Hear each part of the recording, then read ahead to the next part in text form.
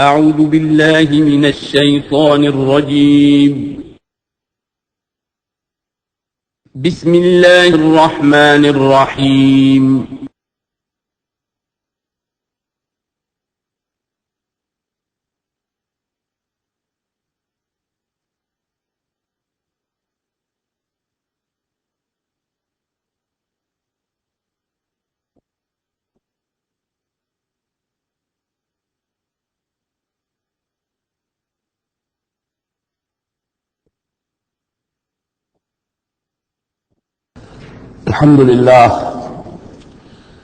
الحمد لله وكفى والصلاة والسلام على عباده الذين اصطفى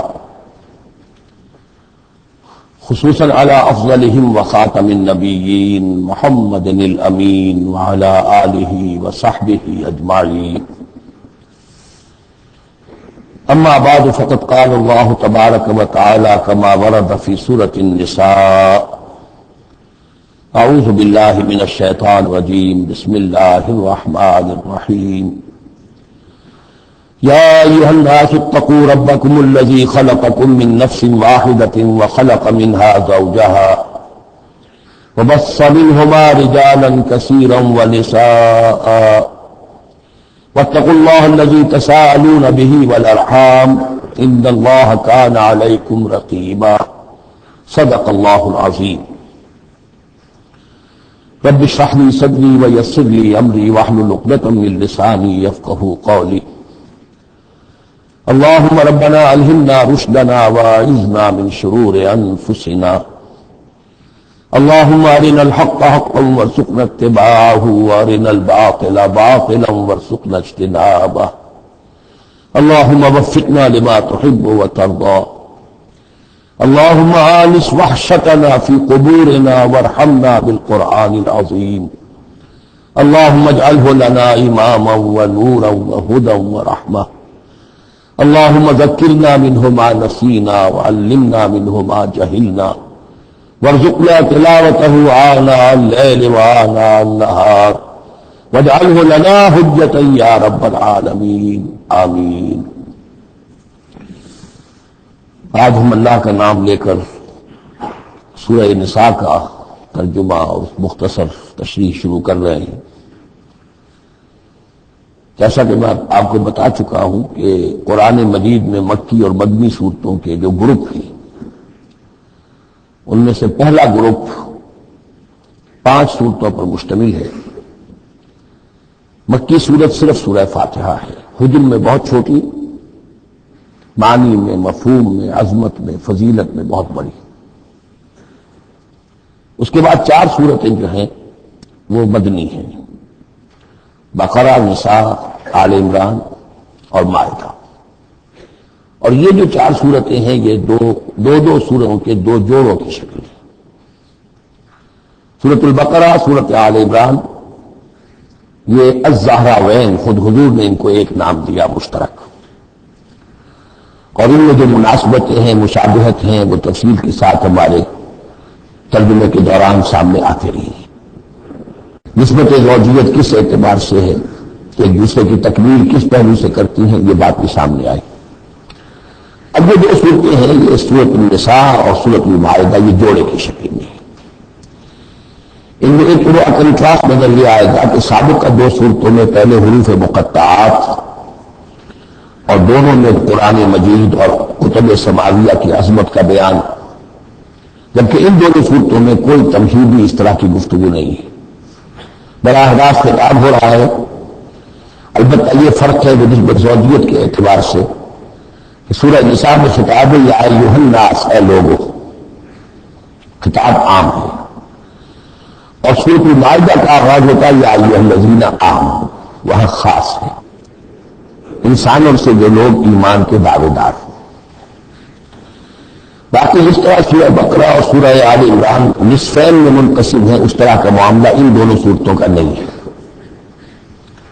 اپنے اسلوب کے اعتبار سے یہ دونوں صورتیں سورہ بقرہ کے نصف ثانی کے مشابہ ہیں، یعنی چند مضامین کی لڑیاں چل رہی ہیں لیکن آپس میں اس طرح بٹی ہوئی ہیں، گتھی ہوئی ہے رسی کی طرح، یہ نظر آئیں گی کٹواں.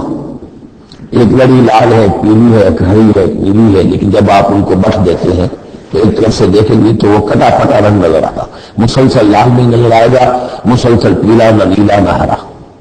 کھول دیں گے تو معلوم ہوگا کہ وہ تو واقعتاً ایک علیحدہ لڑی ہے، ایک نیلی ہے، ایک پیلی ہے۔ تو وہاں تو میں نے سورہ بقرہ میں آپ کو بتایا تھا کہ 4 ڈوریاں ہیں، 2 کا تعلق شریعت سے، اور شریعت میں 2 لڑیاں ہوئی، ایک عبادات اور ایک معاملات۔ 2 کا تعلق ہے جہاد فی سبیل اللہ سے، ایک جہاد بالمال یعنی انفاق فی سبیل اللہ، اور ایک جہاد بالنفس کی آخری شکل یعنی قتال فی سبیل اللہ۔ یہ چاروں کا تانا بانا سورہ بقرہ کے نصف ثانی میں تھا۔ یہاں سورہ نساء میں بھی آپ دیکھیں گے کہ 3 لڑیاں ہیں یہاں، اور وہ اسی طرح آپس میں گتھی ہوئی ہیں، نظر آئیں گی کتما، لیکن اگر آپ ان سب کو علیحدہ علیحدہ کر لیں تو وہ اپنی جگہ پر ایک علیحدہ مضمون بن جائے گا۔ لیکن یہاں پر جو خطاب ہے، ایک لڑی تو وہ ہے کہ جس میں خطاب ہے اہل ایمان سے، اور وہ اسی طریقے سے جیسے سورہ بقرہ میں وہی 4 چیزیں اس میں آئیں گی، قتال، انفاق اور احکام شریعت، عبادات۔ لیکن دوسرا خطاب ہے اس میں اہل کتاب سے، اس میں یہ کہ نصارہ اور یہود دونوں لگمڈ ہیں، ملے جلے ہیں۔ اب اہل کتاب کا معاملہ ہے، پہلی 2 صورتوں میں علیحدہ علیحدہ مسئلہ چل رہا تھا۔ اس میں سب سے بڑا حصہ اس سورہ مبارکہ کا وہ ہے جو منافقین سے خطاب پر مشتمل ہے، لیکن وہ اکثر بیشتر لوگ وہاں بات سمجھ نہیں پاتے، اس لیے کہ وہاں بھی خطاب ہوتا ہے یا ایھا الذین آمنوا سے۔ پورے قرآن میں کہیں یا ایھا الذین نافقوا نہیں آیا، یا ایھا الکافرون بھی ہے، یا ایھا الذین کفروا بھی ہے، یا ایھا الذین آمنوا بھی ہے، یا ایھا الذین نافقوا کہیں نہیں، اس لیے کہ منافق بھی قانونوں کے مسلمان ہی ہوتے تھے۔ تو اصل میں یہ بڑی گہری نظر کی ضرورت ہے کہ یہ پہچانا جائے کہ یہاں یا ایھا الذین آمنوا مومنین صادقین کی طرف بھی سکون ہے یا منافقین کی طرف؟ اگر یہ فرق نہ کیا جائے تو بڑی غلط فہمی ہو جاتی ہے بعض مقامات پر، مثلا سورہ توبہ کے بعض مقامات ہیں یا ایھا الذین آمنوا ما لکم اذا قیل لکم انفروا فی سبیل اللہ ثاقلتم الی الارض، اے ایمان تمہیں کیا ہو گیا جب تمہیں کہا جاتا ہے اللہ کی راہ میں نکلو تو تم بوجھل ہو جاتے ہو، زمین میں دھسے جاتے ہو۔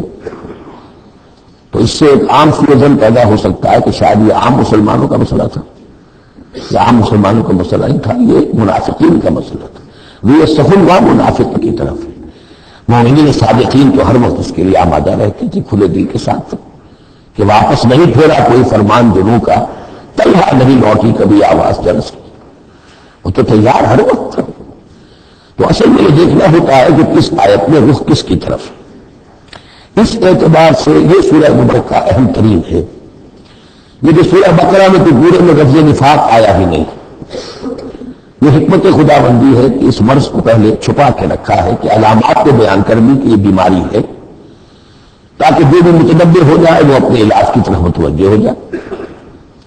لیکن یہ کہ جو لوگ نہیں متوجہ ہوئے، معلوم ہوا کہ اب ان کو تھوڑا سا نمایاں کرنا ضروری ہے، بات اریاں کر کے کرنی پڑے گی۔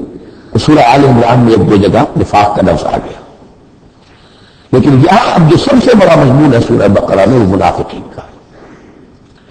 یہ سمجھیے کہ 176 جو اس کی آیات ہیں، اس میں سے 55 آیتیں ہیں کہ جن کا جو میرا تجزیہ ہے روح سکون ہے مومنین صادقین کی طرف، صرف 37 آیات ہیں کہ جن میں خطاب ہے اہل کتاب سے، یہود اور نصارہ سے مشترک طور پر، اور 84 آیات ہیں جن میں خطاب منافقین سے۔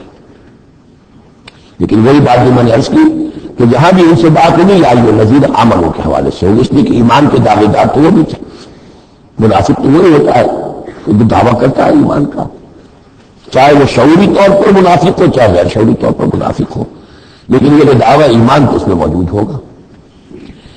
سورہ نساء اور سورہ مائدہ کے مابین ایک فرق نوٹ کر لیجئے۔ انسانی تمدن میں سب سے بنیادی چیز جو ہے وہ ہے معاشرہ، اور معاشرے میں عورت اور مرد کا تعلق، اور نمبر 2 جو معاشرے میں کچھ کمزور طبقات ہوتے ہیں ان کے لحاظ کا خیال، ان کے حقوق کا لحاظ کا